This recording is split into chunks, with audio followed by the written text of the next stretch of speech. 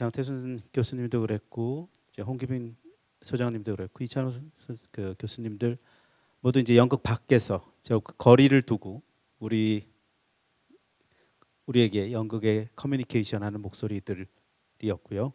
그 과정을 통해서 우리가 연극이란 무엇인가에 대해서 다시 한번 생각할 수 있는 기회였던 것 같습니다. 이번에는 제가 저를 소개해야 되는데요. 연극 평론가 조만수입니다. 저는 오늘 그 주제로서 지금 그 코로나 시대의 연극과 새로운 표준, 그리고 제가 부제로 어브노멀에서 뉴노멀로라고 붙여놨는데요. 결론적으로 얘기하면 이제껏 우리가 연극을 해왔던 조건이 노멀은 아니었다라는 거죠. 그때 노멀은 정상적이지 않았다라는 것을 품고 있고 그것이 규범이고 그것이 표준은 아니었다라고 하는 점이고요. 자, 그래서 이제 새롭게 달라진 생태적인 환경 속에서 우리가 좋았던 과거로 돌아가기보다는 이제 새롭게 그리고 이제 드디어 어떤 노멀을 찾아야 되는 시간이 아닌가 하는 그런 이야기들을 해보려고 합니다. 자, 태양의 서커스, 저 한국에도 여러 차례 다녀갔고요. 전 세계의 그 문화 산업을 상징하는 창조 기업으로 많이 알려져 있죠. 불과 며칠 전에 파산 보호 신청을 했다라는 그 외신을 접했습니다.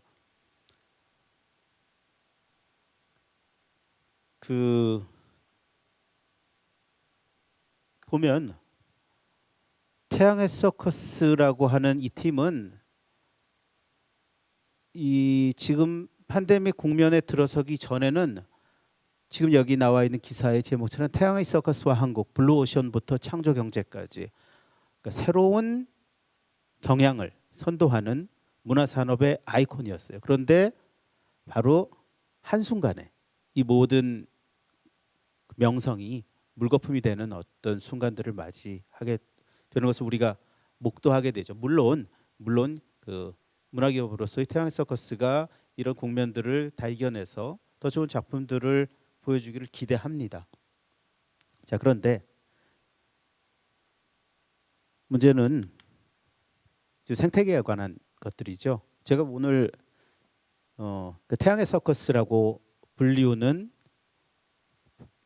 태양의 서커스가 이제 대변하는 어떤 영역, 그것은 이제 문화 산업의 영역이고 문화 산업에서 문화 기업으로 이윤을 창출해야 되는 이런 그 창작 단위들을 우리는 공룡이라고 부를 수 있습니다. 근데 이 공룡을 뭐 부정적으로 보여주고 싶지 않아서 제가 인터넷에 참 열심히 뒤졌어요. 그래서 티라노사우루스가 아닌 좀 이렇게 순해 보이는 공룡을 골랐습니다. 자, 그러니까 약육 강식 속에서 다른 생태계의 다른 구성원들을 잡아먹는 그런 공룡이 아닐지라도 매우 창조적으로 우리의 상상력과 우리의 문화적인 향유를 확장해 주었던 그런 그 문화 산업 기업들이 지금 생태적인 환경 속에서 대단히 위기에 일찍 겪어보지 못한 위기에 빠졌다라는 것은 사실인 것이죠. 자, 이것으로부터 우리가 어떤 방식으로 그 살아남을 수 있을까요? 자, 물론 지금 우리는 이런 문화 산업 기업들이 가지고 있는 기존의 그 환경적인 조건들이라고 하는 것은 가능한 많은 관객을 한 공간에 모아야 됩니다. 그리고 그 한 공간에 모아서 하루 이틀 이렇게 모아서 되는 일이 아니죠. 지속적으로 가능한 긴 기간 동안 많은 사람을 한 공간에 모은다라고 하는 것들. 자, 벌써 이 그 정의에 따르면 문화 산업 기업이 지금 현재의 팬데믹 상황 속에 가장 좋지 않은 조건을 가지고 있다라고 하는 것들을 알 수가 있습니다. 특히 가능한 많은 관객을 모은다라고 하는 것들이 이제 세계화와 결부지어서 방금 이제 그 태양의 서커스와 같이 전 지구적인 그 차원에서 그 활동을 하던 그런 기업들에게는 관광객이라고 하는 혹은 뭐 타국의 관객이라고 하는 것들이 가정되지 않는다면 그 기업의 운영이 불가능한 것이죠.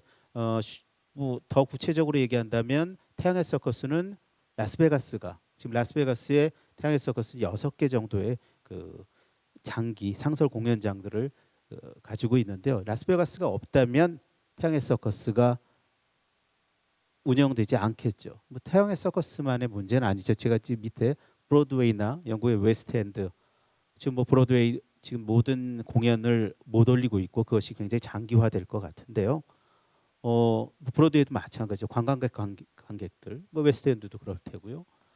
뭐 우리 공연 산업에서의 그 공룡이라고 할 수 있는 그러니까 문화 산업 기업들 뭐 그 난타로 대변됐었죠.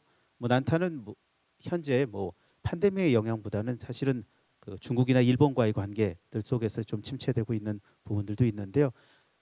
뭐 그것이 전염병이 됐든 그 국제 외교적인 문제가 됐든 간에 이 세계화의 결과로 나타나는 이런 생태적인 변화들에 취약하다라는 부분들은 이제 드러나게 되죠. 제가 방금 말씀드렸듯이 이제 밀집된 관객석을 지닌 극장 구조 이것이 전제되어야만 기능한다라고 한다면 이 모든 것들이 공룡들에게 지금 불리한 상황이라고 하는 것도 우리가 쉽게 가늠해 볼 수 있습니다. 자, 그런데 이런 것들이 일시적인 현상인가? 지금 우리나라에 지금 1월부터 시작되었고 뭐 북미 지금 태양의 서커스가 위치했던 북미는 3월부터 기승을 부리기 시작했는데 하여간 길게는 6개월, 뭐 짧게는 4개월 정도 안에 펼쳐진 일들이고 우리는 당장 다음 달부터 새로운 그 발병자들이 전혀 나오지 않아서 이 국면을 슬기롭게 지나가기를 희망해 보지만 점차 우리 모두가 지금 깨닫고 있죠. 아, 이것이 쉽게 끝날 문제가 아니구나. 이것이 장기화되는 우리들의 조건이구나라는 것들을 이제 슬슬 받아들이기 시작해야 될 것 같아요. 그리고 이제 이 장기화되는 기간 동안 이제 관객들은 어떤 변화들을 겪어야 되겠죠. 특히 뭐 요새 뭐 3밀의 회피라고 얘기하던데 밀폐된 공간을 피하게 되고요. 밀접한 접촉을 피하게 되고 밀집하지 않게 되는 이런 문화를 이제 금방 익힐 거예요.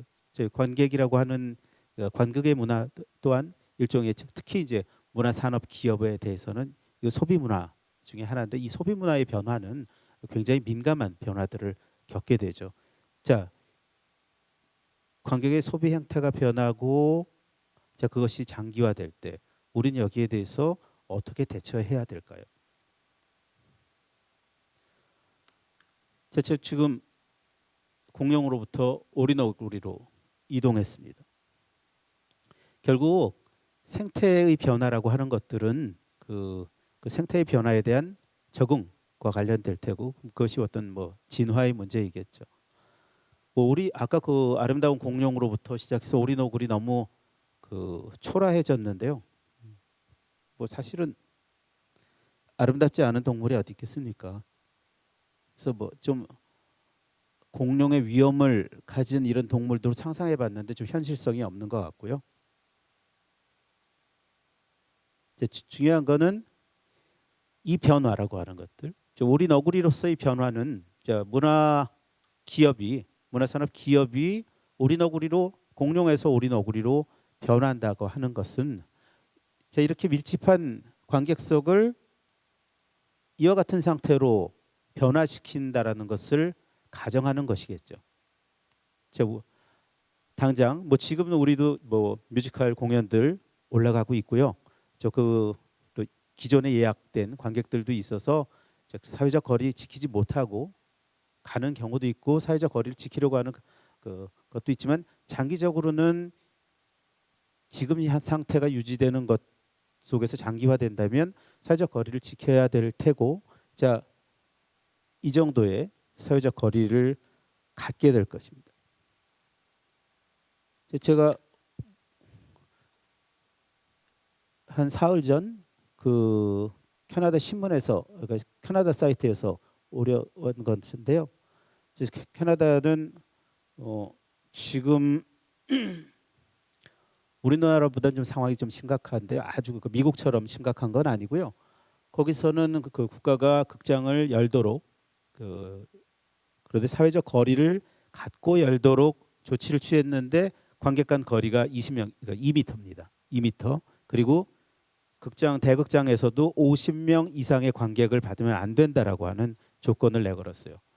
지금 시즌이 이제 6월 말이면 시즌이 끝나는데 뭐 한 보름 정도 시즌이 남아 있었지만 뭐 그동안 준비가 되어 있지 않기 때문에 대부분 극장들은 그 시즌을 포기했지만 포기하지 않는다 하더라도 그 극장들이 이런 조건 속에서 공연을 지금 받아들이기 굉장히 힘들다라고 하는 의견들을 내고 있죠. 그 오른쪽에 보면은 그 요쪽 여기요. 여기 보면은 그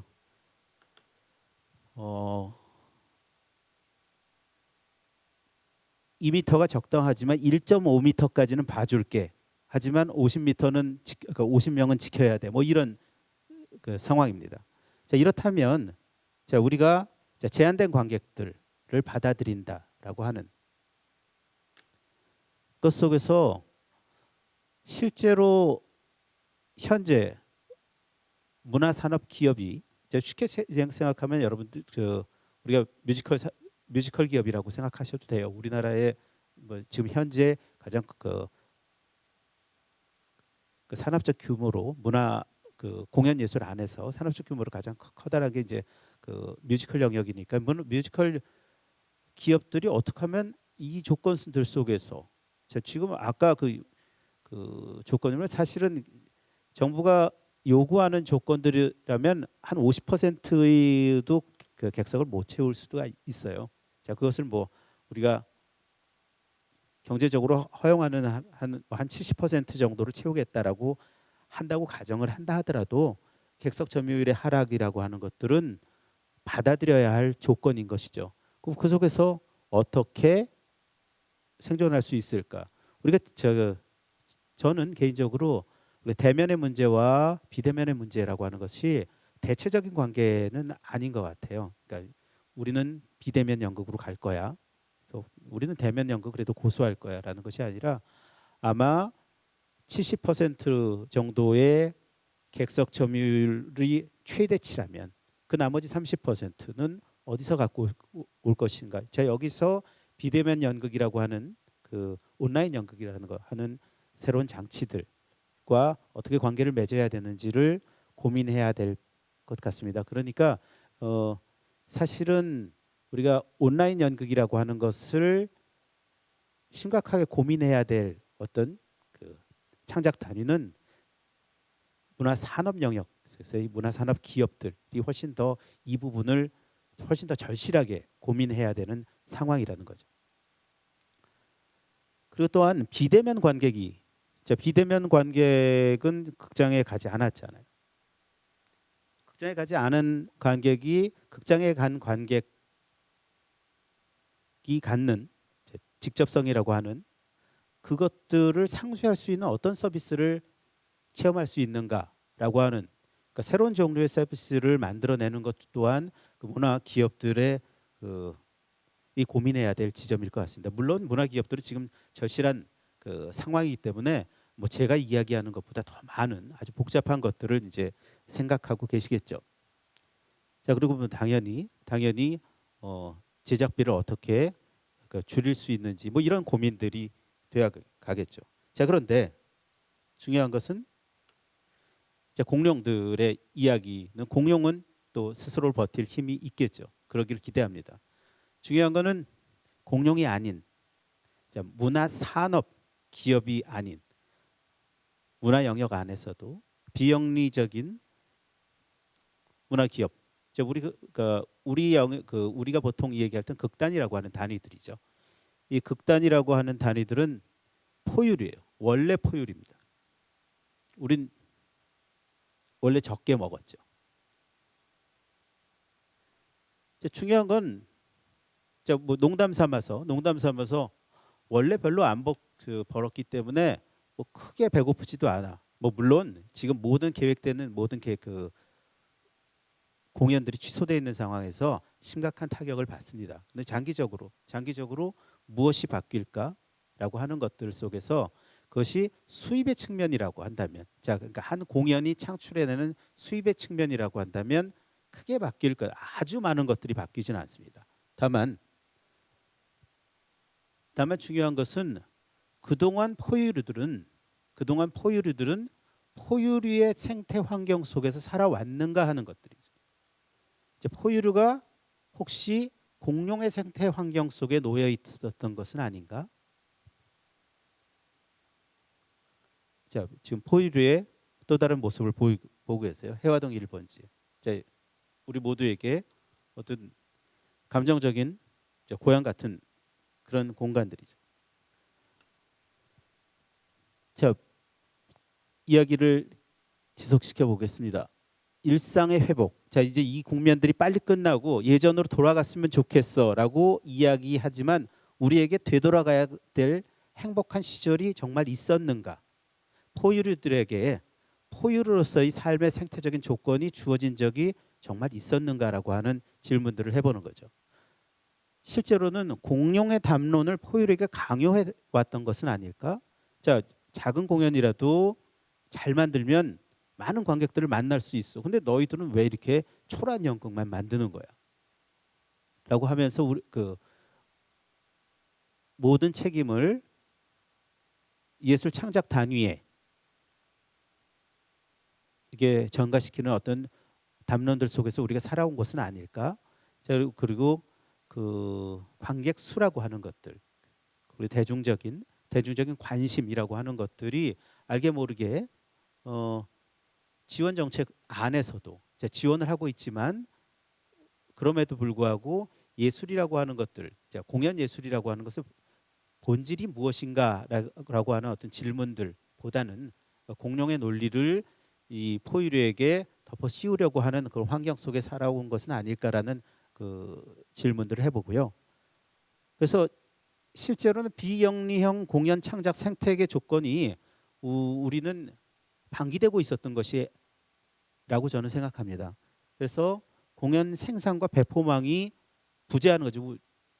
그러니까 대학로라고 하는 어떤 거대한 소매업의 집단들이 있는 거죠. 자기가 만들어서, 자, 창작자 자신이 만들어서 자신이 배포하는. 자, 그래서 그곳에 있는 빌딩 소유자들에게 유리한 어떤 임대업이 이루어지는 뭐 그런 것이 우리가 그동안 살아온 창작의 조건이었고요. 자, 그래서 자, 그렇다 보면 공적 제작과 배포망이 절대적으로 부족하죠. 물론 지금 현재 많은 연극인들은 자, 공공기관들, 그렇죠. 지금 우리 지금 국립극단에서 이야기하고 있고요. 국립극단 지금 이런 상황 속에서 너희들은 무엇을 하니? 남산예술센터 너희들은 무엇을 하니? 시립극단 무엇을 하니? 라고 하는 어떤 그 비판들을 하고 있고 그 비판의 상당 부분들이 이제 정당하기도 하지만 중요한 것은 우리에게 더 많은 공공 배포망과 제작의 망이 있어야 하는 것은 아닌가? 자, 왜 우리가 그런 망 없이 스스로 제작하고 스스로 배포하는 그런 상황 속에 노출되어 있고, 자, 그런 노출 속에서 새로운 이와 같은 생태계의 변화를 맞아야만 하는가? 그럼 우리는 예전으로 반드시 돌아가야 하는가? 이런 문제들을 한번 제기해 보고자 하는 것입니다. 그 우리가 첫 주에 홍기빈 소장님 못 모시고 오늘 저기 아까 좀 일찍 오셔서 그 녹화로 진행을 했는데요. 그때도 비슷한 말씀들이 오갔던 것 같아요. 그 이전이라고 하는 것들의 정당성이 과연 있는가라고. 자, 지금 그 코로나 현재 상황 속에서 공적 영역과 공공 영역과 사적 영역의 차별적인 조치들이 내려지고 있어요. 그 얘기는 뭐냐면 자, 대학로 뭐 일정 조건이라면 극장 열어도 좋습니다. 자, 사회적 거리는 지키세요. 자, 그런데 공공극장들은 열 수 없습니다. 라고 하는 것들이 입장이죠. 자, 그것이 뭐 방역적인 측면에서 옳을 수도 있죠. 그런데 중요한 거는 뭐 일본은 비슷한 현상이 있는 것 같은데 다른 나라들에서 이런 현상들이 목도되지 않는다라는 거죠. 그 얘기는 뭐냐면 공적 영역과 사적 영역의 분리가 이런 담론 속에서 이루어지지 않는다라는 거예요. 자, 이 얘기의 반증은 우리나라에 얼마나 공적 영역이 혹은 이웃나라의 일본의 공적 영역이 미비했으면 이것을 공적 영역만으로 한정할 때 경제적인 임팩트가 없다라는 얘기죠. 이제 사적 영역은 경제적 임팩트가 있기 때문에 자, 사실은 막고 싶지만 자, 연극인들 연극하세요. 라고 열어주지만 공적 영역은 야, 이거는 얼마 없으니까 그냥 닫자. 그것이 국가적으로서도 명분이 있는 것 같아. 이런 논리들 속에 있게 되는 거죠. 자, 그렇다면 자, 경제적인 활동 혹은 보건적인 차원에 대한 고려가 그 정부가 있다 하더라도 그렇다면 지금 이 팬데믹 상황 안에서 문화적인 욕구는 어떤 방식으로 해결할 수 있지라고 하는 문화에 대한 고려가 어디에도 없는 것이죠. 자, 이것이 현재 정부 지금 그 저희들이 바라보는 정부가 문화를 보는 관점으로 읽힙니다.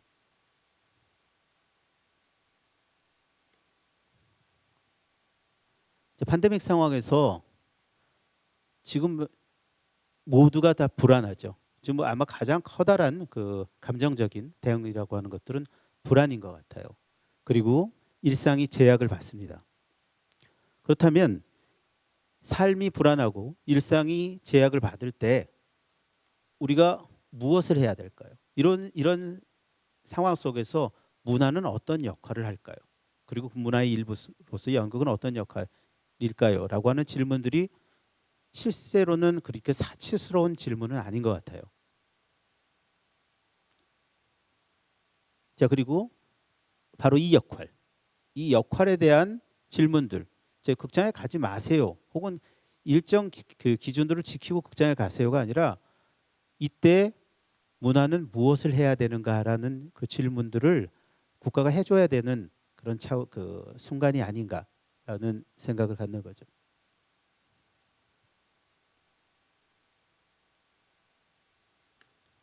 다시 얘기했지만 지금은 시스템을 재정비해야 될 시점이 아닌가. 그래서 그 공공 제작 배포망을 확충해야 되는 시기는 아닌가라고 하는 생각을 갖습니다. 시장 조건을 충족시킬 수는 없지만 시민들의 문화적 욕구에 부응하도록 공공 개입이 대폭 증가해야 된다라는 거죠. 다시 한번 강조하지만 우리가 공공성에 대한 믿음을 많이 갖고 있지 않지만 자, 그리고 이런 상황 속에서 지금과 같은 상황 속에서 시장이 지금 작은 극장들 물론 그 문화산업 영역, 문화산업 기업들의 영역을 제외하고라도 우리 그러니까 포유류라고 제가 얘기했던 그 영역 속에서 시장적으로는 버틸 힘이 없습니다. 지금 뭐 어떤 영역 속에서도 우리가 시장적으로 버티지 못해요. 그 영역 속에서 버텨줄 수 있는 그리고 이것이 장기화되고 혹은 재발하는 아주 빈번하게 재발한다라고 할 때 이것을 공연을 제작하고 그럼에도 불구하고 공연을 제작하고 배포할 수 있는 망이 없이는 우리가 이 기간들을 장기적으로 이겨낼 수 없다라는 거죠. 물론 매번 거기에 대한 보상과 지원금이라고 하는 형태로 이 그 정황을 이겨낼 수 있을 것 같지만 단기적으로 이겨낼 수 있을 것 같지만 장기적으로 한 국가의 문화 창조 역량을 강화시키면서 이 기관을 지나갈 수는 없다라는 거죠. 그래서 일회적 지원금에 의존하기보다는 시스템 구축이 필요하다라고 하는 것들이 제 의견입니다. 자, 코로나 이후에 그래서 예측되는 경향들에 대한 얘기를 짧게 해보도록 하겠습니다. 자, 아까도 얘기했지만 어떤 규모가 축소되어는 방향으로 갈 수밖에 없을 것 같아요. 대규모 공연보다는 중소규모의 뭐 제작비 절감이라고 하는 것들이 있겠죠. 자, 그리고 감동보다는 컨셉이다라고 하는 얘기했는데, 우리가 이제 감동을 주는 연극들, 감동을 주는 공연들이라고 하는 것들이 실제로 이것들이 이제 그 허구적인 이야기를 갖는, 그래서 그것을 허구적인 이야기들 속에서 감정적인 그 증폭을 만들어내는 이야기들이죠. 바로 이런 연극들이 대중성을 갖고요, 그 많은 관객들을 밀집된 공간들 속에서 지속적으로 동원할 수 있는 형식입니다.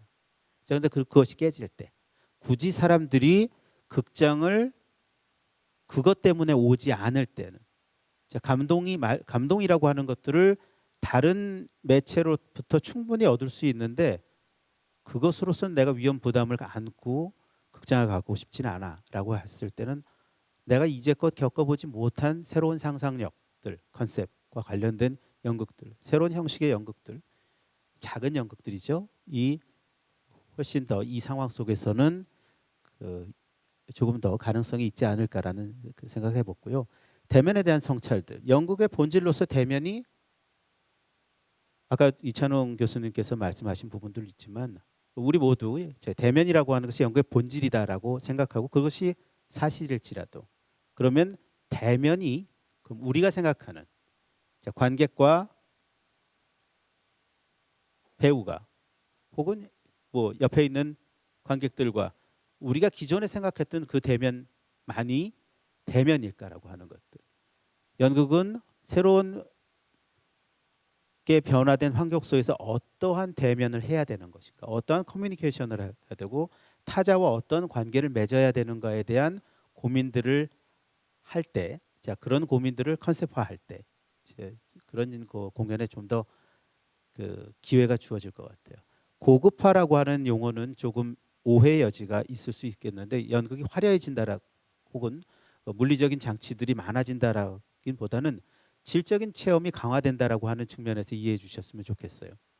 그러니까 그 뒤에도 말씀드리겠지만, 공연을 보러 갔을 때 항상 지금부터는 공연을 보러 간다라고 하는 것들이 일정 정도의 위험을 안고 간다라고 하는 것을 의미한다면,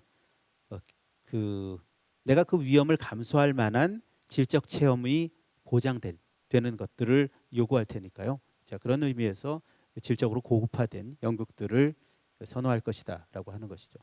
공동체에 대한 성찰, 또 마찬가지인데요.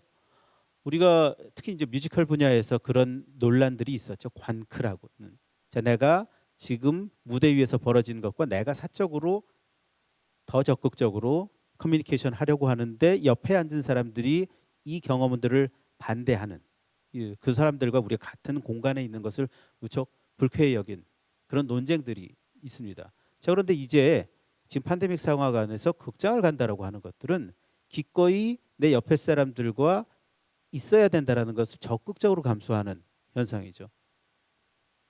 내가 굳이 그 사람들과 밀폐된 곳에 함께 있겠다라고 하는 어떤 선택이니까요. 그러니까 극장이라고 하는 작은 공동체에 함께 있다라고, 함께 있어야만 하는 어떤 이유를, 모티베이션을 제공하는 공연들이 가능성들이 있지 않을까라는 생각을 하고요. 로컬리티의 강조, 이런 거지. 쉽게 얘기하면 브로드웨이 팀들이 이제 지금 와 있는 팀들이 있지만 오기 쉽지 않겠죠. 자, 우리도 여러 가지 국제 페스티벌에 가기 굉장히 힘들어요. 자, 그러면 이제 이런 국제적인 교류는 뭐 또 다른 방법에 여러 가지 해결책을 강구하겠지만, 우리 자신에 관한 이야기들, 그리고 우리 자신들도 마찬가지죠. 그 설의 공연이 지방으로 가야 될 필요성들이 더 줄어들 테니까요. 그래서 각각 자기의 현재들에 관한 이야기들이 더욱 강조될 것 같다라는 생각을 해봅니다. 이건 뭐 제 개인의 상상에 불과한 것들이죠. 자, 이것을 우리 창작자들 지금 이제 두 번째, 그러니까 세 번째 시간으로 조금 있다가 이제 연출가, 배우, 뭐그 공연 산업 관계자님 모시고 이야기할 텐데요. 각 그 토론을 위해서라도 저 운을 띄워보면 각 이해 당사자들, 저 배우 및 공연 창작자는 어떤 변화를 겪게 될 것인가. 제 뭐 이따가 토론에서 더 유용한 이야기들이 오가겠지만 제 상상 속으로서는 예술 노동자로서 사회적 지위라고 하는 것들이 이 기회에 지금 조금 더 공고화되는 과정들을 겪을 테고, 이 과정 속에서 사회 내에서 예술가의 지위라고 하는 것들이 조금 더 공고화되는 그런 계기가 되기를 바랍니다. 관객의 변화, 아까도 말씀드렸죠. 단지 여흥을 위해서 극장을 가기는 불안하다라는 거죠.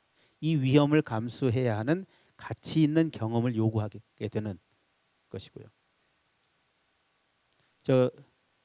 그렇다 보면 관극 행위의 가치가 상승한다라고 하는 것이 발생하죠. 이제 그냥 연극을 보러 가지 않고 아주 특별한 경험으로서의 연극입니다. 그러니까 연극이라고 하는 가치가 우리 사회 내에서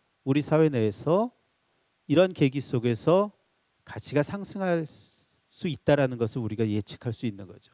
내가 굳이 위험을 감수하면서 볼 것으로서의 연극. 물론 그것은 그냥 주어지는 것은 아니겠죠. 위험을 부릅쓰고 갔더니 가면 큰일 나겠어가 아니라 내가 위험을 부릅쓰고 갈 만한 것, 내가 그곳에 가끔 가지 않으면 내 삶에 무의미해지는 어떤 그런 경험들을 제공해야 될 것 같습니다. 그리고 당연히 거리두기로 인한 좌석 제한으로 티켓 가치가 상승할 거예요. 조금 우리가 극장을 대관한 가격이 있을 테니까요. 그러면 좀 더 비싼 가격을 지불했든 하는 대상으로서의 그 가치 상승이라고 하는 것들이 주어지겠죠. 오늘 저는 앞에 이찬원 교수님 좀 길게 말씀하셔서 제가 짧게 준비해봤습니다. 그리고 제 강연은 사실 이후에 이루어질 토론을 위해서 여기 참여자들에게 어떤 화두를 던진 것입니다. 우리가 극장에서 손 잘 씻고 마스크 잘 하고 행복하게 관객들을 새로운 노멀, 새로운 규범, 새로운 시스템 속에서 만날 수 있는 그런 우리 연극이 한번 조금 더 진화할 수 있는 그런 연극들을 좀 꿈꿔보면서 오늘의 강연을 마치도록 하겠습니다. 감사합니다.